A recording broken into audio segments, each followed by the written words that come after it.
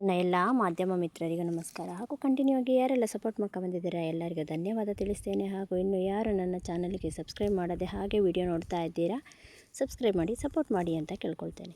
ನನ್ನ ಮಲ್ಲಿಗೆ ಗಿಡ ತುಂಬ ಹೂ ಬರಲು ಕಂಟಿನ್ಯೂ ಆಗಿ ಹೂ ಸಿಗಲು ನಾನು ಯಾವ ಗೊಬ್ಬರ ಹಾಕ್ತೇನೆ, ಯಾವ ಫರ್ಟಿಲೈಸರ್ ಹಾಕ್ತೇನೆ, ಯಾವ ರೀತಿ ಆರೈಕೆ ಮಾಡ್ತೇನೆ ಮತ್ತು ಯಾವ ಮದ್ದನ್ನು ಸ್ಪ್ರೇ ಮಾಡ್ತೇನೆ ಅಂತ ಹೇಳಿ ನಾನು ನಿಮಗೆ ಹೇಳ್ತೇನೆ.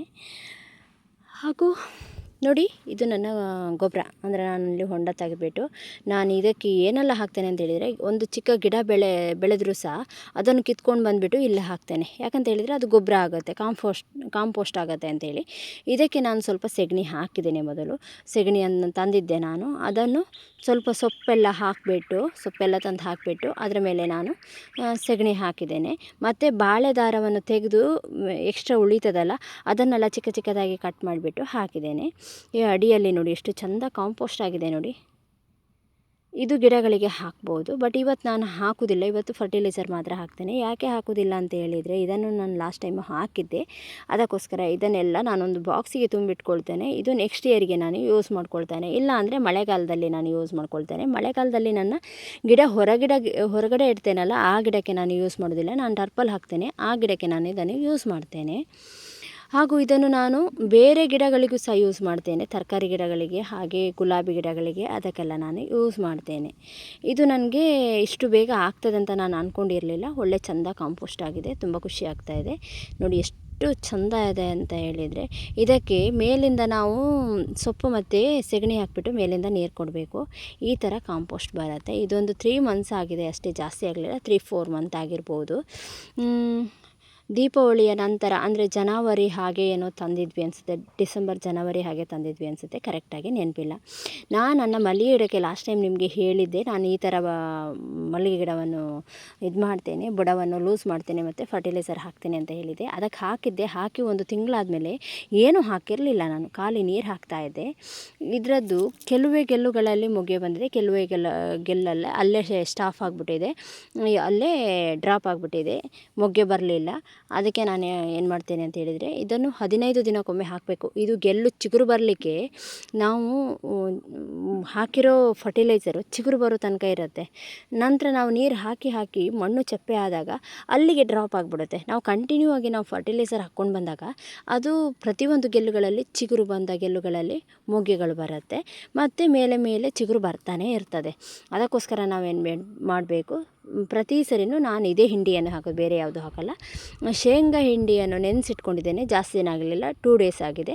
ಇದನ್ನೇ ನಾನು ಅದಕ್ಕೆ ಹಾಕ್ತೇನೆ.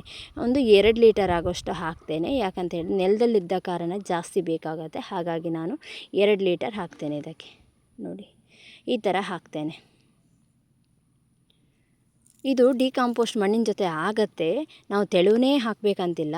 ನೆನೆಸಿಟ್ಟ ಹಿಂಡಿಯನ್ನು ಸಹ ಹೀಗೆ ಹಾಕ್ಬೋದು. ಇದನ್ನು ನೀವು 1 ವಾರ ಇಟ್ಟು ಸಹ ಹಾಕ್ಬೋದು, 3-4 ಡೇಸ್ ಇಟ್ಟು ಕೂಡ ಹಾಕ್ಬೋದು. ಅದನ್ನು ಫುಲ್ಲು ಮಿಕ್ಸ್ ಮಾಡಿಬಿಟ್ಟು ಹಾಕ್ಬೋದು. ನಾನು ಅದೇನು ಮಾಡಲ್ಲ, ನನಗಷ್ಟು ಟೈಮ್ ಸಿಗಲ್ಲ. ಇದು ನೋಡು, ನಾವು ಲಾಸ್ಟ್ ಟೈಮು ಇಟ್ಟಿದ್ದೆ ಮಣ್ಣನ್ನು, ಬೇರೆ ಯಾವುದೋ ಗಿಡ ನೆಟ್ಟಿದ್ದೆ, ಆ ಮಣ್ಣನ್ನೇ ನಾನಿವತ್ತು ಮೇಲಿಂದ ಅದಕ್ಕೆ ಹಾಕ್ತಾ ಇದ್ದೇನೆ.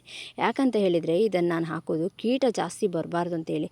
ಈ ಗೊಬ್ಬರ ಕೊಳೆತಾಗ ತುಂಬ ವೈಟ್ ಪ್ಲೇಸ್ ಆಗುತ್ತೆ, ಅದಕ್ಕೋಸ್ಕರ ನಾನು ಈ ಮೆಥಡ್ ಯೂಸ್ ಮಾಡೋದು.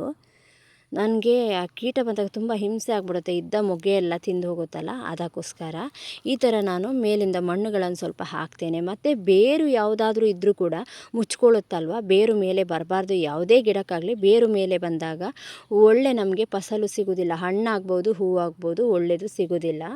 ಹಾಗಾಗಿ ಈ ಥರ ನಾನು ಮುಚ್ತೇನೆ. ನೋಡಿ, ಇನ್ನೊಂದು ನಾನು ಲಾಸ್ಟ್ ಟೈಮ್ ನಾನು ಕೆಂಪಾಗಿದೆ ಗಿಡ ಅಂತ ಸೈಡ್ ಇಟ್ಟಿದ್ದೆ, ಅದಕ್ಕೆ ನಾನು ಇದನ್ನು ಹಾಕಿದೆ, ಏನು ಗೊಬ್ಬರ ಹಾಕಿದೆ. ಗೊಬ್ಬರ ಯಾವುದು, ಫರ್ಟಿಲೈಸರೇ ಹಾಕಿದೆ. 1 ತಿಂಗಳು ಜಾಸ್ತಿ ಆಗಿದೆ, 1.5 ತಿಂಗಳಾಗಿರ್ಬೋದು.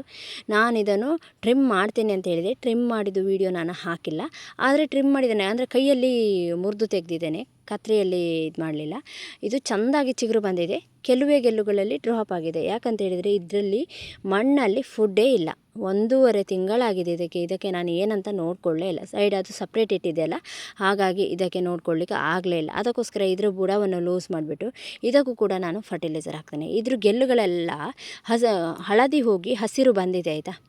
ಹಸಿರು ಬಂದಿದೆ, ತುಂಬ ಖುಷಿ ಆಗ್ತಾ ಇದೆ. ನಾವು ಯಾವಾಗಲೂ ಹಳದಿಯಾಗಿದ್ದ ಗಿಡಕ್ಕೆ ಏನು ಮಾಡಬೇಕು ಅಂತ ಹೇಳ್ತೀರಲ್ಲ, ನೋಡಿ ಇದು ಸ್ವಲ್ಪ ಬಿಸಿಲು ಕಡಿಮೆ ಇದ್ದ ಜಾಗದಲ್ಲಿ ಗೊಬ್ಬರ ಹಾಕಿ ಇಟ್ಟರು ಹಳದಿ ಬರುತ್ತೆ. ತುಂಬ ಬಿಸಿಲಿದ್ದಲ್ಲಿ ನಾವು ಅದಕ್ಕೆ ಮಣ್ಣಿನ ಫಲವತ್ತತೆ ಇಲ್ಲ, ತುಂಬ ಬಿಸಿಲಲ್ಲಿ ಇಟ್ಟಿದ್ದೇವೆ ಅಂದರೆ, ನೀರು ಸ್ವಲ್ಪ ಕಡಿಮೆ ಆಗಿದೆ ಅಂತ ಹೇಳಿದರೆ ಹೀಟಾಗಿ ಆ ಥರ ಕೆಂಪಾಗೋದು. ಅದಕ್ಕೋಸ್ಕರ ನಾನು ಇದನ್ನು ಒಳಗಡೆ ಇಟ್ಟಿದ್ದೆ. ನೋಡಿ ಎಷ್ಟು ಚಂದ ರಿಸಲ್ಟ್ ಬಂದಿದೆ ಅಂತ ನಿಮಗೆ ಗೊತ್ತಾಗುತ್ತೆ. ತುಂಬ ಹಸಿರಾಗಿ ಬಂದಿದೆ ಗಿಡ. ನಾನು ಇದನ್ನು ಮುರಿದಿದ್ದೇನೆ, ಆ ಹಳದಿಯಾಗಿರೋ ಗಿಡಗಳನ್ನೆಲ್ಲ ಗೆಲ್ಲುಗಳನ್ನೆಲ್ಲ ಮುರಿದಿದ್ದೇನೆ ಆಯಿತಾ, ಯಾವುದೂ ಇಟ್ಟಿಲ್ಲ. ತಲೆ ಮುರಿದು ಬಿಟ್ಟಿದ್ದೇನೆ. ಮತ್ತು ಆ ಮುರಿದ ಗೆಲ್ಲಿನ ಕೆಳಗಡೆ ಎಲ್ಲ ಚಿಗುರು ಬಂದಿದೆ. ಅದಕ್ಕಾಗಿ ಒಳ್ಳೆ ರಿಸಲ್ಟ್ ಸಿಕ್ಕಿದೆ ನನಗೆ. ಇದಕ್ಕೆ ನಾನು ಫರ್ಟಿಲೈಸರ್ ಹಾಕ್ತೇನೆ. ಅದಕ್ಕೆ ಹೇಗೆ ಹಾಕಿದ್ದೇನೆ ಹಾಗೆ ಇದಕ್ಕೆ ಫರ್ಟಿಲೈಸರ್ ಹಾಕ್ತೇನೆ. ಇದಕ್ಕೆ ಹೇಗೆ ಹಾಕ್ತೇನೆ ಅಂತ ಹೇಳಿದರೆ, ಬುಡವನ್ನು ಫುಲ್ಲು ಲೂಸ್ ಮಾಡ್ತೇನೆ, ಮಿಡ್ಲಲ್ಲಿ ಈ ಥರ ತೆಗಿತೇನೆ. ನೋಡಿ ಇದು ಯಾಕೆ ಅಂತ, ಇದು ಹೀಗೆ ಮಾಡಿದರೆ ಒಂದು ಗಾಳಿ ಕೂಡ ಹೋಗುತ್ತೆ, ತುಂಬ ಒಳ್ಳೆಯದಾಗುತ್ತೆ. ಗಾಳಿ ಹೋದರೆ ಒಳ್ಳೆ ಫಸಲು ಕೂಡ ಸಿಗುತ್ತೆ. ಹಾಗಾಗಿ ಈ ಥರ ಓಪನ್ ಮಾಡ್ತೇನೆ.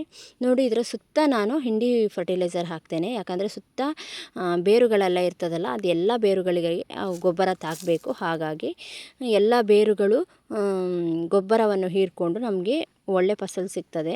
ಹಾಗಾಗಿ ನಾನು ಇದರ ಸುತ್ತ ಹಾಕ್ತೇನೆ, ಒಂದೇ ಕಡೆ ಹಾಕೋದಿಲ್ಲ, ಹೀಗೆ ಸುತ್ತ ಹಾಕ್ತೇನೆ. ನೋಡಿ ಈ ಥರ ಸುತ್ತ ಹಾಕ್ತೇನೆ.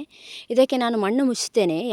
ಯಾವಾಗ ಮುಚ್ತೇನೆ ಅಂದರೆ ಈಗಲೇ ಮುಚ್ಚೋದಿಲ್ಲ. ಯಾಕಂತೇಳಿ ಈಗ ಮುಚ್ಚಿದರೆ ನಾನು ಆ ನೀರೆಲ್ಲ ಮೇಲೆ ಬಂದುಬಿಡುತ್ತೆ, ಮತ್ತು ನಾಳೆ ಕೀಟ ಬರುತ್ತೆ. ಹಾಗಾಗಿ ಇದು ಸ್ವಲ್ಪ ಹೀರ್ಕೊಳ್ಳೋ ತನಕ ಹೀಗೆ ಬಿಡ್ತೇನೆ.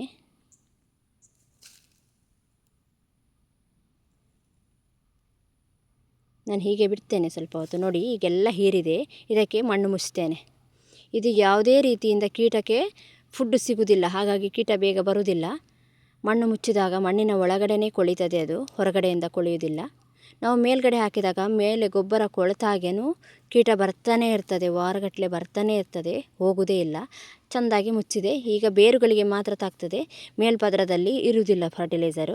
ಇನ್ನೊಂದು, ನಾನು ಇದನ್ನು ಹಾಕಿ ಕೀಟ ಬಂದರೆ ಏನು ಹಾಕ್ತೇನೆ ಅಂತ ಹೇಳಿದರೆ, ಲಾಸ್ಟ್ ಟೈಮ್ ನಿಮಗೊಂದು ವಿಡಿಯೋ ಅಪ್ಲೋಡ್ ಮಾಡಿದ್ದೆ 5 ಡೇಸ್ ಹಿಂದೆ ಅಪ್ಲೋಡ್ ಮಾಡಿದ್ದೆ. ಒಂದು ಸಿನಮನ್ ಪೌಡರ್ ಮತ್ತು ಇನ್ನೊಂದು ಬೆಳ್ಳುಳ್ಳಿಯಿಂದ ಜಜ್ಜಿಟ್ಕೊಂಡು ಫರ್ಟಿಲೈಸರನ್ನು ರೆಡಿ ಮಾಡಿ ಇಟ್ಕೊಂಡಿದ್ದೆ. ಅದು ಇವಾಗಲೂ ಕೂಡ ಹಾಗೇ ಇದೆ. ನಾನು 1 ವೀಕ್ ಕಂಟಿನ್ಯೂ ಆಗಿ ಹಾಕ್ತೀನಿ ಅಂತ ಹೇಳಿದ್ದೆ. ನಾನು 1 ವೀಕ್ ಕಂಟಿನ್ಯೂ ಹಾಕಲಿಲ್ಲ. ಒಂದೇ ದಿನಕ್ಕೆ ನನ್ನ ಎಲ್ಲ ಕೀಟ ಗೇಟ್ ಪಾಸ್ ಕೊಟ್ಟಿದ್ದೇನೆ, ಎಲ್ಲ ಕೀಟಗಳಿಗೂ. ಹಾಗಾಗಿ ತುಂಬ ಒಳ್ಳೆಯದು. ನೀವು ಕೂಡ ಇದನ್ನು ಯೂಸ್ ಮಾಡ್ಬೋದು. ನಾನು ಹೇಗೆ ಮಾಡಿದ್ದೆ ಅಂತ ಹಿಂದಿನ ವಿಡಿಯೋ ನೋಡಿ ಗೊತ್ತಾಗತ್ತೆ. ಆರ್ಗಾನಿಕ್ಕಾಗಿ ಫರ್ಟಿಲೈಸರ್ ರೆಡಿ ಮಾಡಿದ್ದು ಅಂತ ನಾನೇನೋ ಹಾಕಿದ್ದೆ. ಇದು ತುಂಬ ಒಳ್ಳೆಯದಾಗತ್ತೆ. ಇದನ್ನು ನೀವು ಹಿಂದೆ ನೋಡಿ ಗೊತ್ತಾಗತ್ತೆ. ಹಾಗೂ ಇವತ್ತಿನ ನನ್ನ ಹೂವು ಎಷ್ಟು ಉಳಿದಿದೆ ಅಂತ ನೋಡೋದಾದರೆ ನೋಡಿ, ನಾನೊಂದು 5 ಚೆಂಡಾಗುವಷ್ಟು ಹೂ ಕಟ್ಟಿದೆ. ನನಗೆ ಮತ್ತೆ ಪುನಃ ಇಷ್ಟು ಉಳಿದಿದೆ, ಮತ್ತು ಇನ್ನೂ ಗಿಡದಲ್ಲಿ ಕೂಡ ಉಂಟು. ಹಾಗಾಗಿ ನನಗೆ ಜಾಸ್ತಿ ಹೂವಾದರೂ ಕೂಡ ಕಟ್ಟಲಿಕ್ಕೆ ಆಗೋದಿಲ್ಲ. ಪರವಾಗಿಲ್ಲ, ಹೂ ಚೆನ್ನಾಗಿದೆ. ಜಾಸ್ತಿ ಆಗಬೇಕು ಅಂತ ಆಸೆ, ಆದರೆ ಕಟ್ಟಲಿಕ್ಕೆ ತುಂಬ ಕಷ್ಟ ಆಗ್ತದೆ. ಹಾಗಾಗಿ ನೋಡಿದ್ರಲ್ಲ ಸ್ನೇಹಿತರೆ, ನನ್ನ ಈ ವಿಡಿಯೋವನ್ನು ನಿಮಗೆ ಇಷ್ಟ ಆಯಿತು ಅಂತ ಹೇಳಿದರೆ ಸಬ್ಸ್ಕ್ರೈಬ್ ಮಾಡಿ, ಸಪೋರ್ಟ್ ಮಾಡಿ ಅಂತ ಕೇಳ್ಕೊಳ್ತೇನೆ. ಏನೇ ವಿಷಯ ಇದ್ರೂ ಕಮೆಂಟ್ ಬಾಕ್ಸಲ್ಲಿ ಕಮೆಂಟ್ ಮಾಡಿ, ನಿಮ್ಮ ಕಮೆಂಟಿಗೆ ಉತ್ತರಿಸ್ತೇನೆ ಮತ್ತು ವಿಡಿಯೋ ಮಾಡ್ತೇನೆ. ಬಾಯ್.